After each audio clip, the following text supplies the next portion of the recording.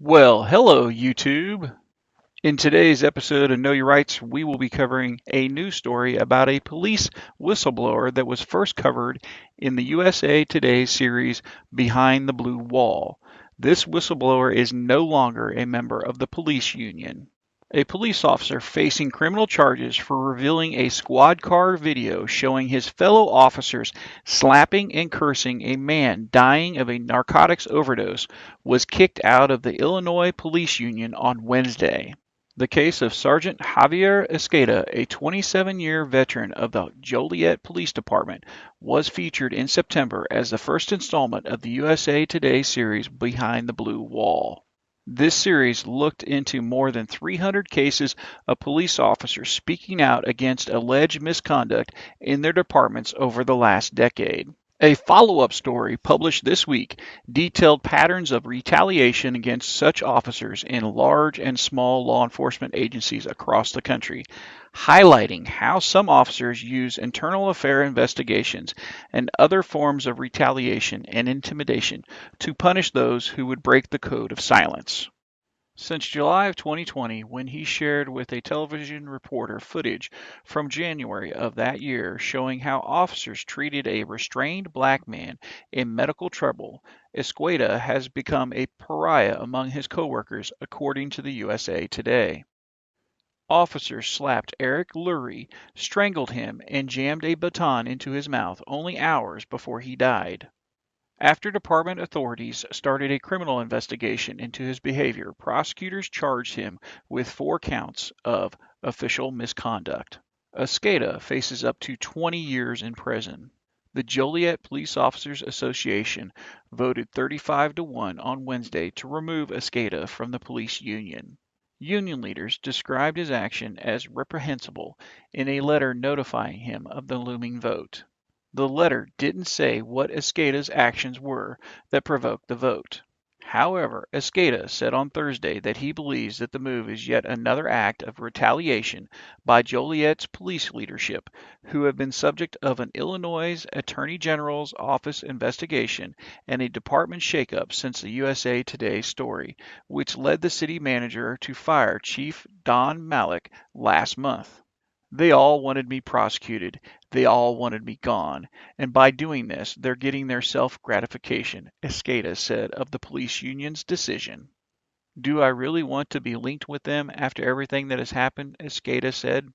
Even with national news coverage and a state inquiry, Justin Hansford, a law professor at Howard University and executive director of Thurgood Marshall's Civil Rights Center, told USA Today on Thursday that he isn't surprised Esqueda's colleagues rushed to expel him from the police union. They realize these activities are wrong in a lot of cases, but they also are aware that once there's transparency in these cases, there's a concern about how it will look in the light of day. When contacted by phone on Thursday, Joliet Police Sergeant Patrick Cardwell, head of the Supervisors Union, declined to comment. Cardwell, according to Esqueda, hand-delivered a letter alerting him of the vote many weeks ago. In a letter dated October 19th, Cardwell wrote, "The Executive Board finds cause that you participated in conduct that is harmful to the orderly operation of the association, and your conduct is regarded so repulsive that removal from membership is justified."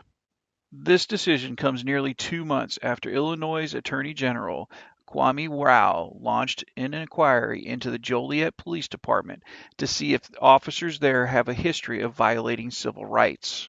If systematic flaws are discovered, Rao's office has threatened to compel the Joliet Police Department to make significant changes. The simple fact that Esqueda was expelled from the police union and nothing has happened to the officers who were seen on the video abusing the man who died hours later is very telling in this matter.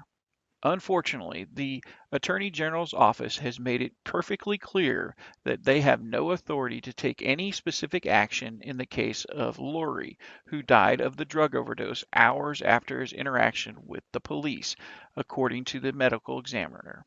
According to further recordings given by Joliet police after Esqueda disclosed a section of the squad car footage, Officers who detained Lurie took him back to the police station rather to a hospital, even after they suspected he consumed drugs to hide them from the police. After a multi-agency police task team investigated Lurie's killing, prosecutors cleared the policeman of any criminal wrongdoing. Nicole Lurie, Lurie's widow, has since filed a wrongful death action against the city and the officers involved in her husband's death. When Lurie appeared to lose consciousness in the back of the squad car, one of the officers, a sergeant who is a member of the union that dismissed Escueda last week, told investigators that he thought he was faking it. Before interviewing that sergeant, investigators permitted him to see the squad car tape. After the conclusion of the department's internal inquiry into Lurie's incident, all of the police officers involved received minor sanctions.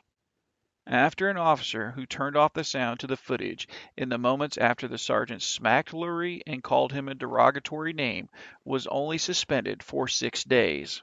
Malik scheduled Escueda's disciplinary hearing at least twice in the early fall to announce his punishment for leaking the film, which the department bosses had already given to a number of local pastors, the Lurie's family, and a few local reporters in the days right before Escueda released the tape. In September, Malik refused to speak to the USA Today about any particular actions she planned to take against Escueda, but Escueda claimed he suspected she was intending to terminate him. Escueda had been on administrative leave since his arrest in October 2020, but he has recently been assigned to Municipal Hall desk duty.